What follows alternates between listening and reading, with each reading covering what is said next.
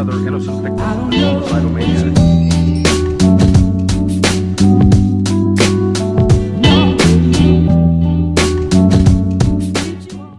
Bonjour à tous, je suis là pour vous révéler 5 bonnes astuces, 5 bonnes habitudes à prendre pour réussir sa prépa.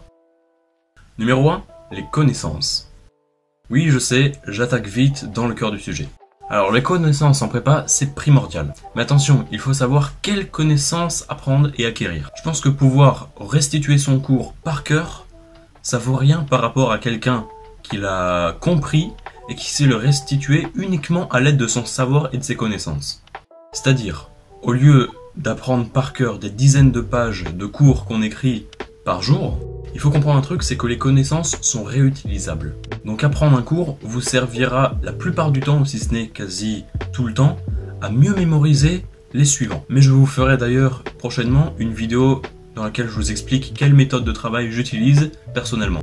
En prépa, il faut certes savoir, mais je dirais qu'il est encore plus important de comprendre. Numéro 2, le sommeil. Le sommeil, c'est important, c'est même primordial pour la réussite en prépa.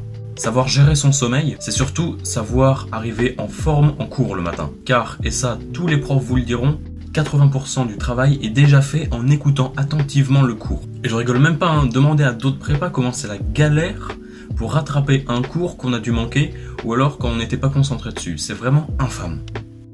En fait, ce chiffre est énorme dans le sens où 2 heures d'écoute attentive en cours, ça se rattrape en des heures et des heures chez toi, tout seul, à apprendre en solo parce que, je sais pas, t'as été malade ou juste t'étais fatigué dans le cours et t'as pas appris. Et en fait, d'un, ça prend plus de temps, et de deux, ces heures-là que tu prends en plus chez toi pour apprendre le cours, c'est des heures que tu vas avoir en moins pour travailler les cours suivants. Parce que ceux qui ont écouté en cours, la plupart du temps, les heures chez soi, ils les bossent soit pour encore plus approfondir le cours, ce que tu fais pas parce que tu l'as pas vraiment appris une première fois, soit pour apprendre les cours d'après. Donc dans tous les cas, tu te mets en retard. Et aussi, le manque de sommeil est vicieux. Je m'explique. Dans le sens où, si on est fatigué en cours, justement, on est à la ramasse. Donc le soir, il faut vraiment plus travailler pour rattraper ce retard. Mais si on travaille plus, forcément, on utilise une grande partie du peu de temps qu'on a de travail le soir. Et ce peu de temps, forcément, ça retarde l'heure de notre coucher.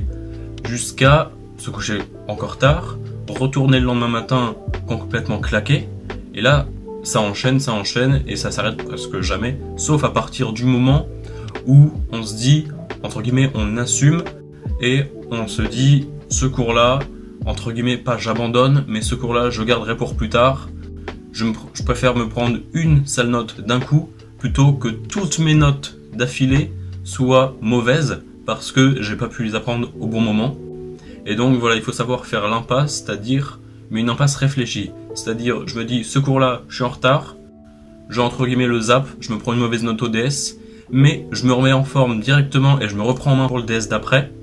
Et tout ce que j'ai perdu, j'essaye de le reprendre, que ça soit en jour férié, en week-end ou en vacances. Numéro 3, les pauses. Adapter le nombre de pauses, leur durée, leurs conditions pour pouvoir faire une pause, et ce qu'on fait pendant, c'est un véritable casse-tête.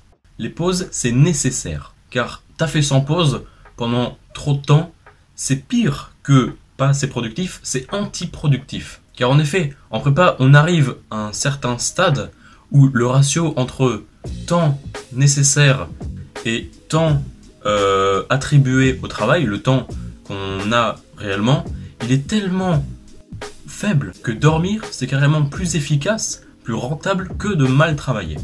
Évidemment, le plus compliqué, c'est pas de s'accorder des pauses. Je crois qu'on est tous d'accord sur ce point-là. C'est vraiment arriver à doser ces pauses, pour pas qu'une pause de 5 minutes entre 2 exercices de thermodynamique se transforme pas 3 heures plus tard à regarder des compilations sur YouTube. On les connaît tous ces soirées. Choisir son activité, c'est aussi une bonne chose à faire, et il faut le faire de manière consciencieuse. En effet, une pause, c'est fait pour casser, pas le rythme, mais pour casser son activité, dans le sens où si on la fragmente, on sera plus efficace au moment donné. Il faut vraiment se détacher de ce qu'on est en train de faire.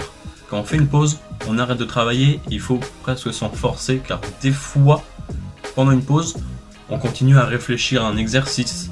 Par exemple, on est en train de faire une pause, on scrolle sur Facebook, et là on demande tiens, j'aurais pu faire comme ça mon exercice de maths. Et du coup, ça va pas être bénéfique, parce que pendant ces 5 minutes de pause, Si on pense 3 minutes à penser à des maths, au final, sur 2 heures, 5 minutes de pause, 2 heures, on aura fait presque 2 minutes vraiment de pause, et au final, on revient au problème que c'est pas assez productif.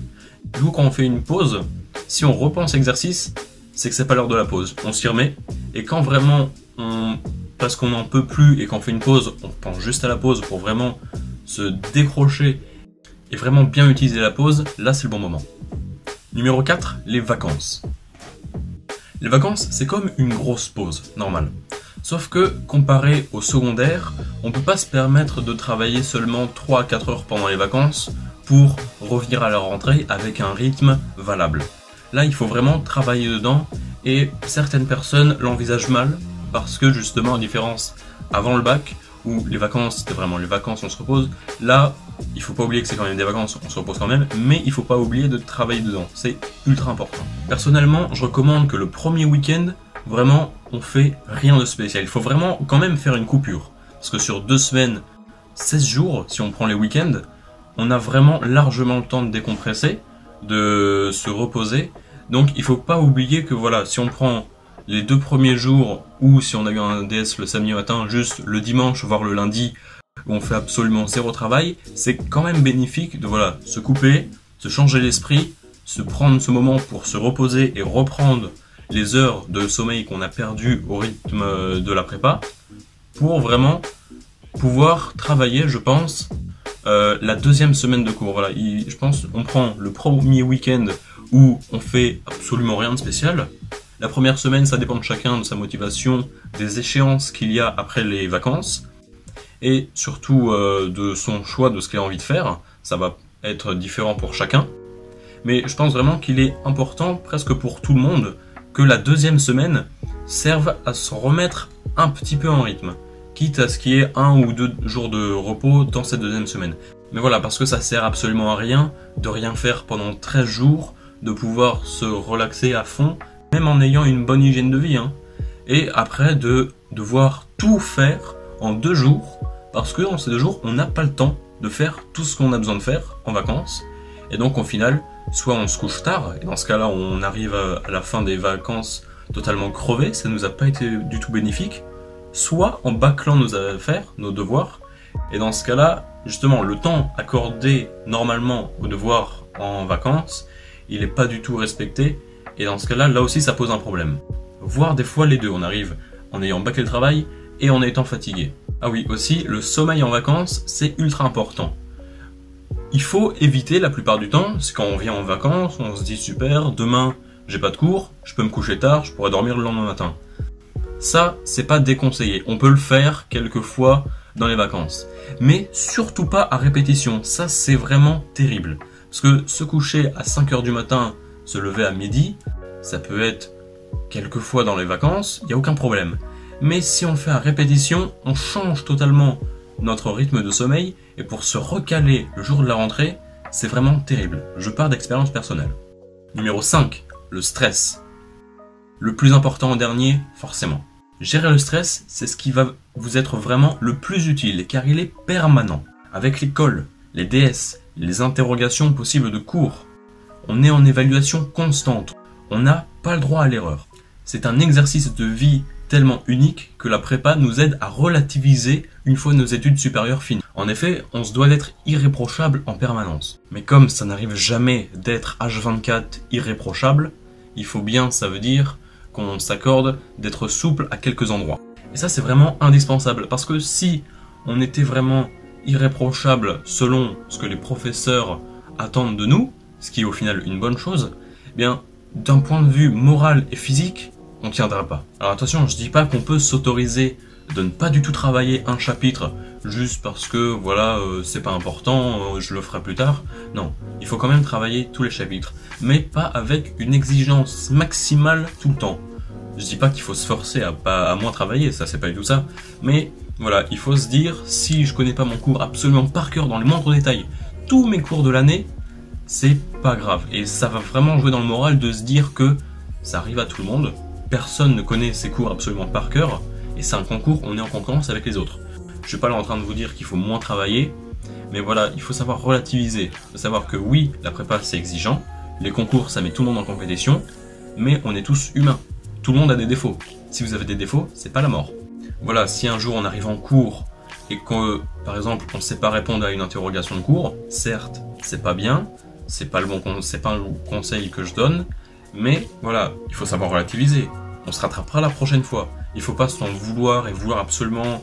Il faut quand même revoir ce cours par cœur pour, si ça retombe, lui pouvoir se rattraper, montrer qu'on sait reprendre nos erreurs. Mais voilà, si un jour on arrive le matin et on n'a pas appris son cours, on se dit que pour la prochaine fois, on le connaîtra par cœur, et en attendant, on prie pour pas être interrogé. Donc voilà, c'est pas un bon exemple de rigueur, mais au niveau de la gestion du stress, c'est vraiment, je pense, important de savoir passer outre et pas s'en ficher, mais voilà, de se dire, c'est pas si grave, il faut pas se morfondre en fait, de se dire que oui, j'ai pas appris mon cours, mais c'est pas grave dans l'absolu. Voilà pour ces 5 astuces pour bien réussir en prépa. J'espère que cette vidéo vous aura plu. Je vous dis à la prochaine, à plus.